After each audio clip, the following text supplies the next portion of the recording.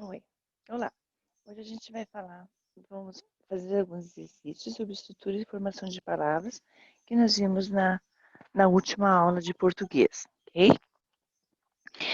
A página da apostila de vocês, o exercício, página 341, né? Começa no exercício 22, o poema de Mário Quintana, né? Bilhete. Diz assim: se tu me amas, ama-me baixinho. Não o grites de cima dos telhados. Deixa em paz os passarinhos. Deixa em paz a mim. Se me queres, enfim, tem de ser bem devagarinho, amada, que a vida é breve e o amor mais breve ainda, tá? Então, esse poema do Mário Quintana, né, o título ele já transmite, né, bilhete, o seu propósito, né? Trata de um recado, né, que o sujeito, né, passa para a mulher que ele ama, né? Veja que o formato do, do, do, do poema, né, lembra bem aqueles papéis de declaração de amor que os adolescentes antigamente entregavam, né, para os namoradinhos nos tempos, né, lá atrás, né? Hoje em dia é só mais internet, WhatsApp, essas coisas assim, né? Mas é um formato de um bilhete mesmo aqui, né? É, é um tom inocente, um tom juvenil, né? Um bilhetinho de amor. Se você reparar bem, a primeira página se diz assim: se tu me amas, ama-me baixinho, não grites de cima dos telhados, deixa em paz os pássaros, deixa em paz. Essa primeira parte do poema aqui, tá, é uma forma bem clara que apresenta as suas necessidades e expectativas dele dentro do seu relacionamento, né? Ele precisa ser amado, né? Quando ele fala assim, se tu me amas, ama-me baixinho, né? Ele precisa ser amado baixinho. O envolvimento deles não precisa ser anunciado, né? Não o grites de cima, não o grites de cima dos telhados, né? Não precisa ser é, é, gritado aos sete ventos, né? Não precisa interferir na vida dos outros, né? Deixe em paz os passarinhos, né? Deixe em paz a mim, né? O sujeito aqui do poema, ele não procura agitação, né? Pelo contrário, ele afirma que precisa de paz para si mesmo, né? E para o mundo ao redor, né? Para ele, um relacionamento tem que ser vivido a dois, né? É necessário respeitar o espaço e o tempo do outro. Aí depois diz assim: se me queres, enfim, tem de ser bem devagarinho, amada, que a vida é breve, o amor mais breve ainda. Nessa segunda parte aqui do poema, ele escreve para a mulher de quem ele gosta e explica aquilo que ela deve fazer para conquistar o seu coração, né? E, e poder mantê-lo próximo a ela, né? Então, a gente percebe aqui que o sentimento amor para ele tem que surgir, né, bem devagarinho, né? Já que a confiança, a intimidade, os laços, né, entre duas pessoas demoram, né, a ser formado. Então, de um modo contraditório, lembra que a vida ela é efêmera, né, que ela é passageira, né, e o amor ainda mais, né, que a vida é breve, o amor mais breve ainda, tá? Aí a questão diz assim: no texto, o autor utilizou-se algumas palavras com a terminação inho, né? De acordo com o valor semântico que essa terminação pode assumir, levando em consideração a intencionalidade discursiva, a palavra devagarinho pode indicar a desgosto, delicadeza, desesperança, tristeza e harmonia, né? Então, está indicando o quê? Uma delicadeza, né? Quando ela fala, se tu me amas bem baixinho, né? Devagarinho, né? Então, a terminação in, esse sufixo inho, está indicando uma delicadeza. O próximo exercício 23, tem a figura de uma camiseta, né, na apostila de vocês, e diz assim: minha sogra é 10 miolada, desdentada, despencada, desaforada, desajeitada, despenada, desgostosa, destrambelhada, desbocada, desequilibrada, né? Total, 100 metros de distância. A questão diz: a imagem da camiseta ilustra uma conhecida piada sobre a sogra. O efeito humorístico foi alcançado graças à estratégia de, né? Então, aonde que está o humor, né? Aonde que foi criado esse humor, esse efeito humorístico, né? A estratégia de, né? Já foi possibilitar a leitura do numeral 10 como um prefixo des, indicando negatividade diante de palavras, né? A gente sabe que des é um prefixo, né? Aquele que vem antes do radical, né? E da ideia de negatividade, né? Então, aqui a gente já encontramos a resposta na primeira letra, na primeira alternativa já, né? A B, desenhar uma senhora acentuando características pejorativas para indicar como seria uma sogra nota 10, não é, né? A gente não está criando, desenhando uma senhora, né? Insultando, né? No sentido de insulto ou depreciando ela. Enumerar atributos adequados que a sogra precisa ter para ser aceita dentro dos costumes de uma sociedade. Não, né? Colorir a ilustração e as palavras, formando um todo harmônico, o que torna a camiseta descontraída. Apresentar a construção desdentada, indicando que a maioria das sogras não tem dentes. Então, nós já encontramos então a opção A. O exercício 24, nós temos uma charge do Calvin, né? Que diz assim: o que é isso? Parece horrível. A comida vegetariana é bom para você, né? A mãe responde: vegetariana? Ixi, eu não sou vegetariano.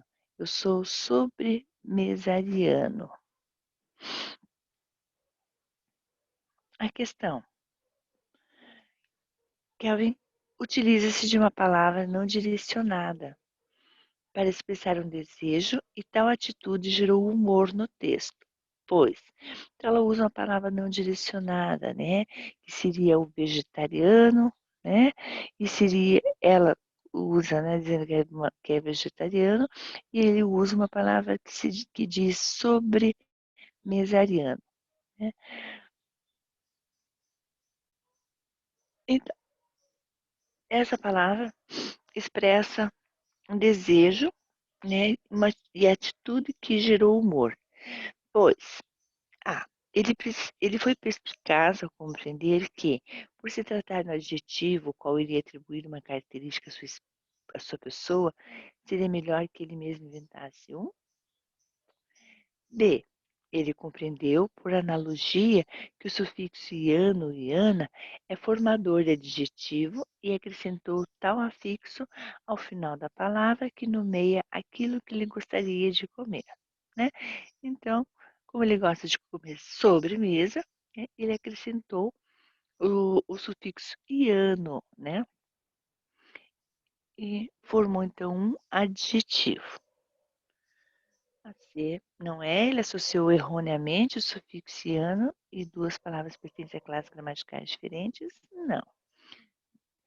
É uma criança e tem todo o direito de usar a criatividade ao fazer uso da língua, de modo que não haja necessidade de obedecer a uma lógica? Não. Ele foi astuto ao perceber que modificar o radical da palavra vegetariano poderia facilmente convencer a mãe de que poderia comer algo diferente. Então, é a letra B, né? Ele usou o sufixo iano para criar um adjetivo do que ele gostaria de comer.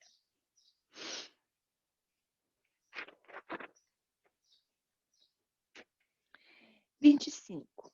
Nós temos um texto de Raquel de Queiroz, né? Que diz assim: esse negócio de língua estrangeira em país colonizado é fogo. A começar que a nossa língua oficial, o português, nós a recebemos do colonizador luso, o que foi uma benção. Imagina se, como na África, nós tivéssemos idiomas nativos fixados em profundidade, ou então se fosse realidade a falada língua geral dos índios, que alguns tentaram, mas jamais conseguiram impor como língua oficial do brasileiro. Mesmo porque as tribos indígenas que povoaram e ainda renascem pelos sertões, cada uma fala seu dialeto.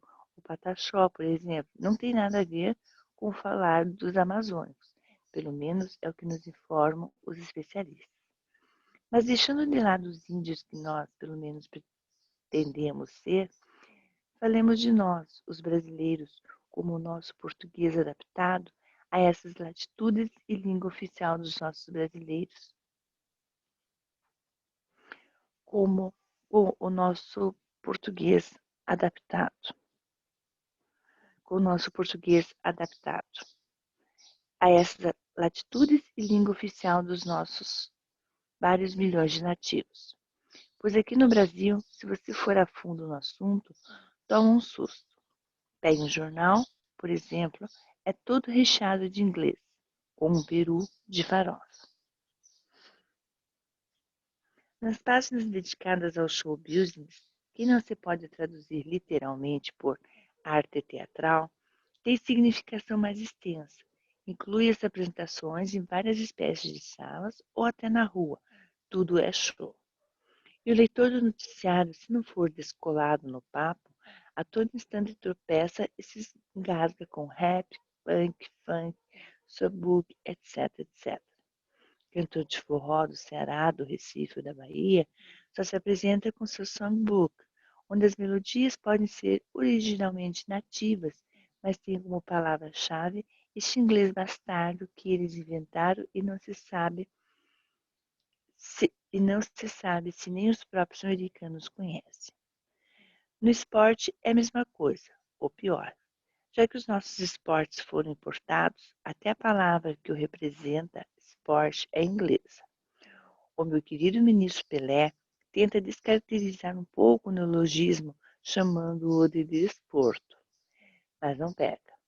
Verdade, o jornalismo esportivo procura aclimatar o dialeto, traduzindo como pede os novos importados. Goalkeeper já é goleiro, back é back. E há traduções já tão assimiladas que ninguém diz mais senão centroavante, meio de campo, etc.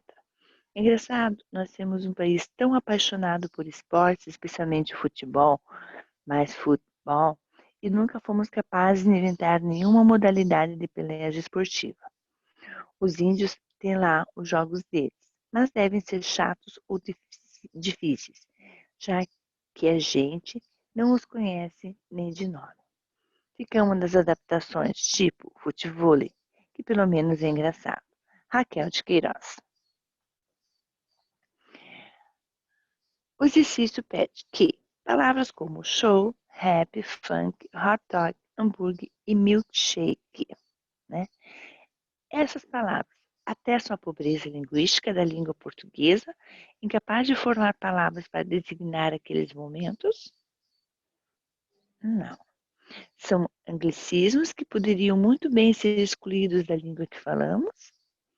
São galicismos que poderiam muito bem ser excluídos da língua que falamos? São estrangeirismos e por isso não contribuem para a boa linguagem? E são estrangeirismos que, segundo a gramática normativa, são termos necessários que assumem forma da língua portuguesa e podem ser usados quando necessário. A letra E, né? São palavras estrangeiras, né? Que dentro da nossa gramática normativa, né? Elas têm uma função necessária, né? Dentro da língua portuguesa.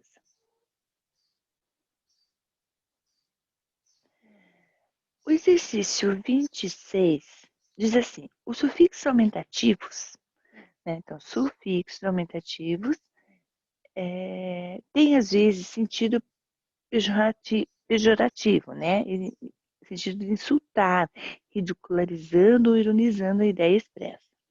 A alternativa em que esse valor está presente é, então, o sufixo está no final, né? Prefixo que vem antes, sufixo que vem depois do radical. Ao revisar a prova, percebemos que havia um problemão a resolver. Está ironizando, está expressando uma ironia, um sentido pejorativo, está insultando, está ridicularizando? Não. Ora, você fez um dramalhão por coisa tão significante. Ó, dramalhão, né? Eu estou aqui insultando, né? Tá aumentando, você fez um dramalhão, aumentando a situação, né? Letra B. Feriadão começa com o segundo maior posicionamento. O casacão da noite envolveu a cidadezinha. Um carro, presentão como esse você só ganha uma vez na vida. Letra B. 27. Nós temos o texto do João Cabral de Melo, Neto, né? Diz assim: só os roçados da morte compensam aqui cultivar, e cultivá-los é fácil. Simples questão de plantar. Não se libera da limpa. Não se precisa de limpar, de adubar nem de regar. As estiagens e as pragas fazem-nos mais prosperar e dão lucro imediato. Nem é preciso esperar. Pela colheita, recebe-se na hora mesmo de semear. João Cabral de Melo. O mesmo processo de formação de palavras sublinhada em não se precisa limpar ocorre em A. No mesmo ventre crescido, iguais em tudo e na sina, jamais o cruzei a nado, na minha longa descida, todo velho contagia. Né? A letra C, jamais o cruzei a nado.